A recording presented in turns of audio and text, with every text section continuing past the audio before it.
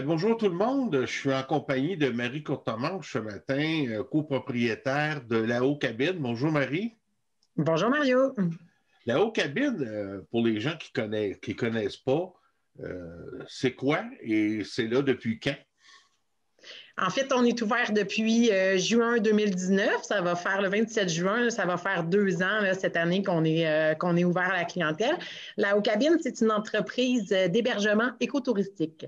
C'est des mini-chalets en forêt sur pilotis qui sont alloués sur un domaine de 66 acres avec plusieurs activités. Puis on a une petite portion camping sauvage aussi. OK, on arrive là avec notre équipement, notre tente, puis on peut faire du camping aussi. Oui, c'est ça. On n'a pas beaucoup de sites. C'est vraiment la tranquillité ici, la nature. C'est ce que les gens y viennent. On a beaucoup de commentaires comme quoi que les séjours sont ressourçants chez la Haut-Cabine. OK. Puis quand tu parles de petite cabine, c'est quoi qui est inclus dans la cabine? Est-ce qu'on peut se faire à manger? Est-ce qu'il y a pour les salles de bain, les douches, comment ça fonctionne? En fait, dans chaque unité, il y a un mini module cuisine. Tout est là, mais dans le minimalisme. Fait que, dans le fond, dans chaque unité, là, il y a un petit poêle au propane, soit un rond, soit deux ronds. Il y a un lavabo, mais il n'y a pas d'eau courante. Nous, on fournit des cruches d'eau potable. Les gens, ils ont 15 litres d'eau par jour. S'ils en veulent plus, ils peuvent aller se remplir au bloc sanitaire. Et puis, il y a un petit lavabo, puis il y a toute la vaisselle, là, tout le nécessaire pour faire à manger. Il y a également dans chaque cabine une toilette à compost. Et puis, on a un modèle de cabine qui a des petits poêles à bois, mais ils ont tous aussi un petit chauffage d'appoint au propane pour un plus grand confort. Puis, ils ont tous un lit de qualité supérieure, là. On a des matelas achetés chez Matelas Hood, puis la literie est incluse avec une douillette super confortable. Fait que c'est comme du camping, mais de luxe. De Plus luxe. confort, plus nature. Est-ce qu'on a un petit réfrigérateur aussi ou on marche avec un cooler ou Avec une glacière, oui. avec Les une gens doivent glacière? apporter leur glacière. Ouais. On a de la glace en vente sur place, mais il n'y a pas de réfrigérateur. OK. Les cabines, ils sont en forêt. Les gens, ils stationnent leur voiture à l'entrée. Je les accueille. Quand ils arrivent, ils m'appellent. Je vais les rejoindre parce qu'on habite sur les lieux. Puis là, je leur explique comment ça fonctionne. Puis ils partent soit à pied avec un petit chariot l'été ou avec un traîneau l'hiver avec leur bagage, ou on a un service de navette là, avec notre side-by-side. On va porter leurs choses là, pour 10 $. On fait l'aller-retour. OK. Vous avez combien d'unités de disponibles? On termine là, la semaine prochaine une dernière qui va nous en faire 9 au total. Oh, 9 cabines quand même. C'est distancé une de l'autre. On n'est pas collé comme dans un camping traditionnel de roulotte ou quelque chose comme ça, là. Il y a beaucoup de clients qui viennent ici qui disent qu'ils n'ont vu personne pendant leur séjour. On a trois, j'ai croisé personne. Étiez-vous réservé cette semaine? Oui. OK. C'est très intime. Hein. C'est vraiment orienté pour être en connexion avec la nature. Là. Nous, on voulait faire une immersion en nature, faire vivre ça aux gens dans le minimalisme, tout en respectant l'environnement. OK. Ben, en tout cas, les gens vont, pendant qu'on parle, vont voir des photos aussi, les cabines, c'est très joli. Les cabines peuvent accueillir combien de personnes? Tu me disais qu'il y avait un lit confortable. Est-ce qu'il y en a qu'on peut être deux couples ou En fait, c'est vraiment plus les couples, un OK. couple là, qui sont notre clientèle cible puis notre clientèle principale. Fait qu'on a nos nouvelles cabines, les Love, ceux-là, ils accueillent vraiment juste 2 personnes. Après ça, on a l'Absolu qui est une mini cabine sur roue. Elle accueille juste un couple aussi, puis elle est vraiment minuscule, minuscule. C'est plus elle du camping, mais que tu as un lit confortable, mettons. Après ça, le modèle bloc, eux, ils ont un lit à l'étage, à la mezzanine, un lit queen, mais en bas, il y a un divan-lit double. Donc, on peut venir avec un autre couple ou avec Des des enfants? enfants. Ou Ouais, avec des enfants? c'est ça. Puis, on a le modèle vue. Fait qu'on a 3 blocs. On a 3 Love, un l'absolu, puis 2 vues. Puis le modèle vue, lui, il y a aussi le lit queen en haut, un divan lit double en bas, puis on a une seule cabine, la vue du top, qu'elle, elle a un autre lit en haut aussi. Fait qu'elle OK. est plus confortable vraiment pour être deux couples. OK. Pour être un petit peu plus dans le monde. Puis, le bracket de prix, ça a l'air de quoi? Comment ça coûte une nuit en général ou en moyenne? Ou... Entre 100 et 215 la nuit.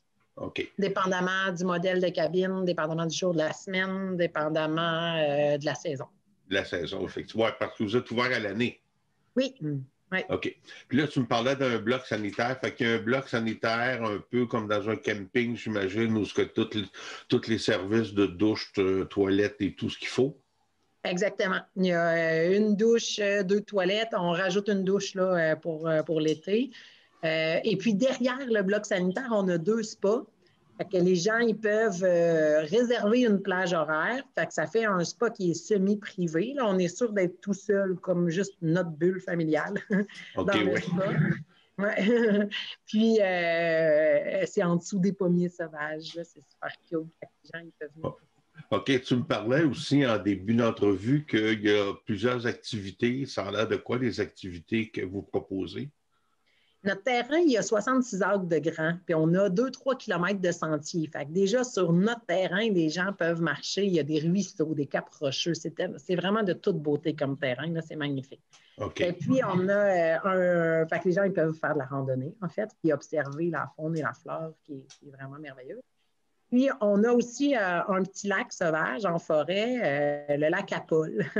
C'est Paul Aimé Fontaine, là, il y a comme 50 ans, il a fait un barrage, ça l'a inondé une assez grande superficie. C'est un très beau lac.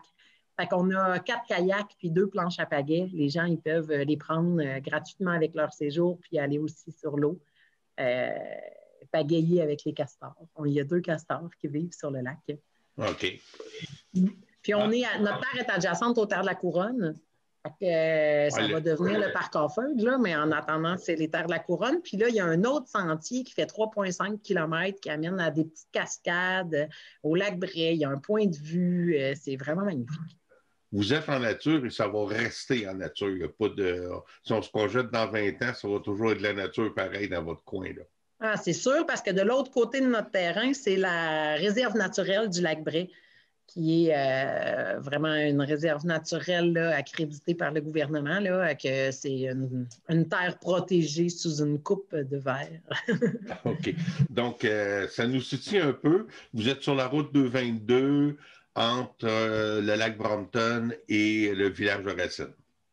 Oui, fait que c'est accessible facilement, puis on est assez loin pour ne pas entendre le trafic de cette rue. Oui, il y a un petit peu de trafic, là, c'est sûr. Ça a l'air de quoi pour court et moyen terme, pour les réservations? Est-ce qu'il reste encore des plages disponibles ou vous êtes pas mal bookés?